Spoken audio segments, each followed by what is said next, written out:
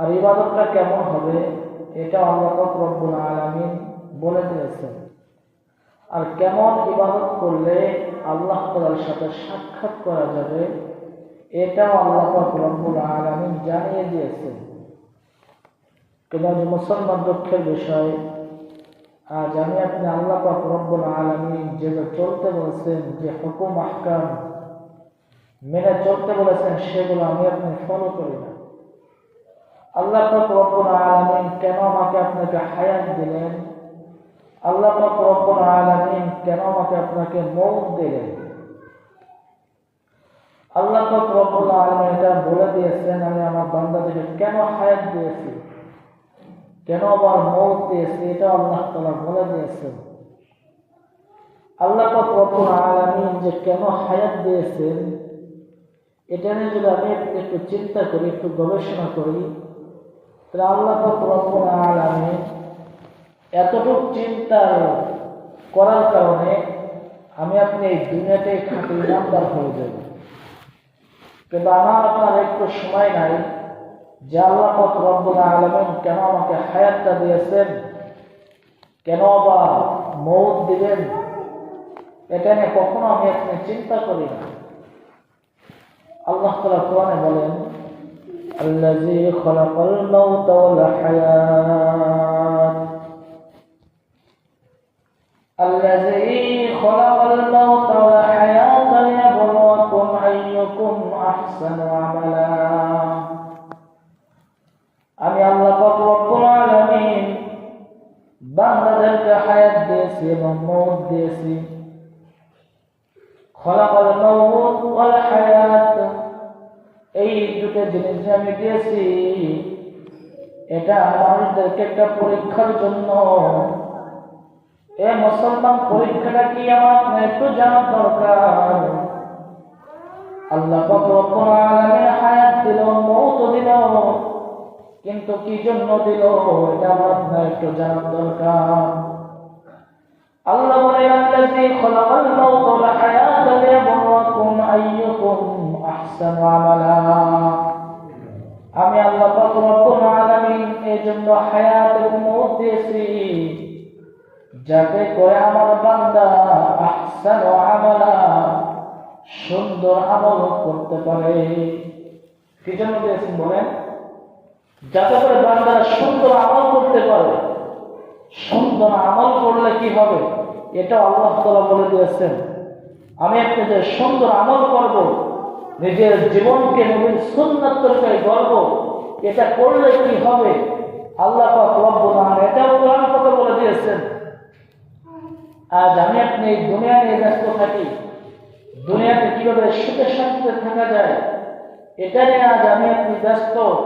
কিন্তু আল্লাহ পাক রব্বুল আলামিন আমাকে আপনার কি জন্য সৃষ্টি করেছেন, কি উদ্দেশ্য করে সৃষ্টি করেছেন, কেন আমাকে হায়াত দিলেন, কেন আমাকে মওত দিলেন, এটা নিয়ে আমি আপনি কখনো চিন্তা করি না।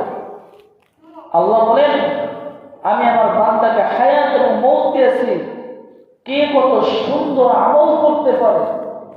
কিন্তু আজ সুন্দর আমল তো দূরের কথা, আল্লাহ পাক রব্বুল আলামিন যে ৫ ওয়াক্ত নামাজ ফরজ করেছেন এটাও আজ আমি আপনি আদায় করতেছি না।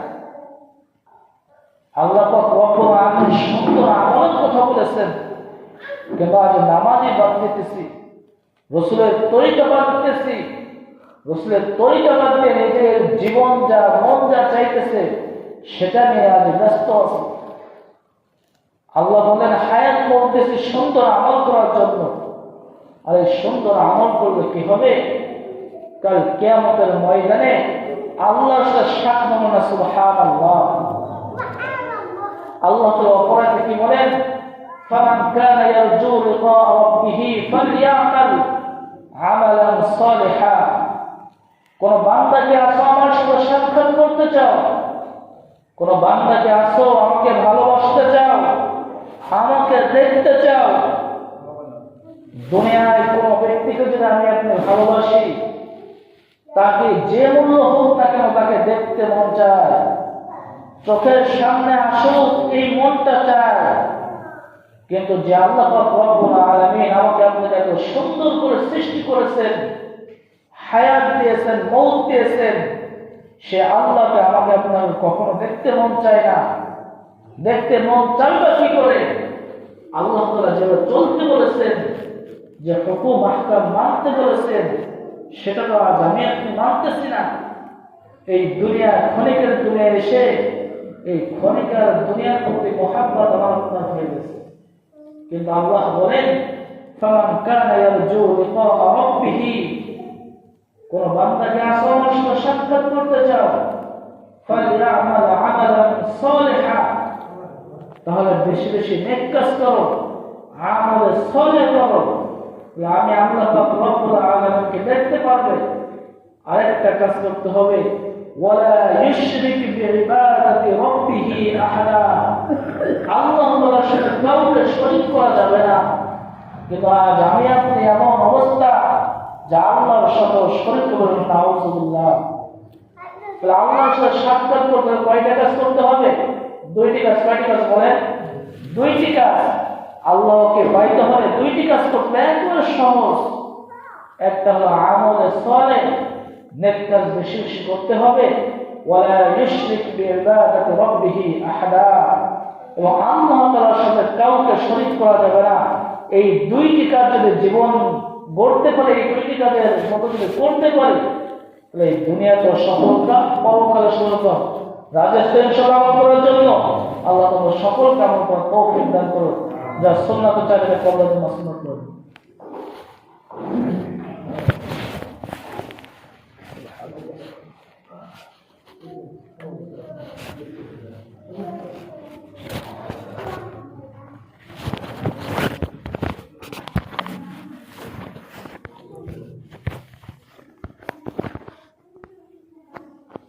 আর ইবাদতটা কেমন হবে এটা আল্লাহ পাক রব্বুল আলামিন বলে দিয়েছেন।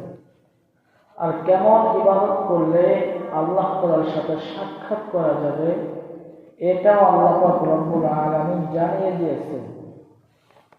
কিন্তু মুসলমান দুঃখের বিষয়, আজ আমি আপনি আল্লাহ পাক রব্বুল আলামিন যেটা চলতে বলেছেন, যে হুকুম আহকাম মেনে চলতে বলেছেন, সেগুলো আমি আপনি ফলো করি না।